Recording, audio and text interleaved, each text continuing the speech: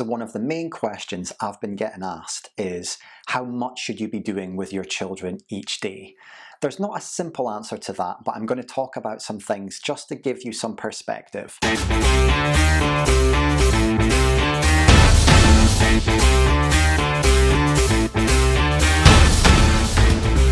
So what I would say to you is, don't try and do too much. This could be going on for months potentially, and you don't want to burn out. The other thing is, if you think about a classroom with 24, 30 students in it, that teacher is only going to get to spend a little bit of one-on-one time with each of those students in a day. In my class, I've got 5 reading groups. So in a day, I've got to try and have the rest of my class be busy so that I can pull out a reading group and listen to them.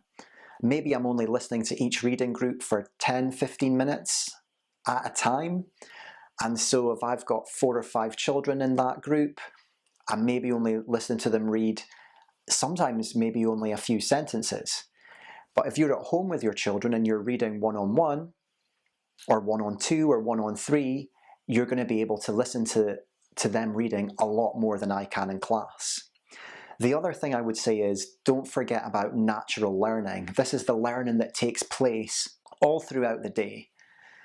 Not sitting down at a table with worksheets. I'm talking about things like cooking. If you're cooking and the recipe you've got is for 2 people, there's 4 people in your house, you need to double that recipe, so you're doing some maths there.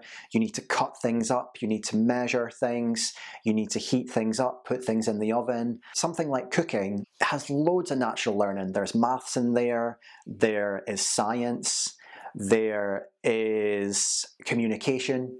If you're cooking with your children and you're talking to each other, that's literacy as well. There's loads of great natural learning going on there. And things like that will be happening all throughout the day. When you're doing your exercises, you can be counting. When you're going out for your outside time each day, you can be trying to spot birds or a certain color of cars. So there's lots of ways you can put the learning into activities throughout the day to kind of disguise from the children that they are doing learning. In terms of how much time would I be sat at the kitchen table with worksheets, in all honesty, I think if you're managing to do that for 15 minutes, half an hour every day, that's probably a lot. Just do what you can, and trust me, you're doing much better than you know.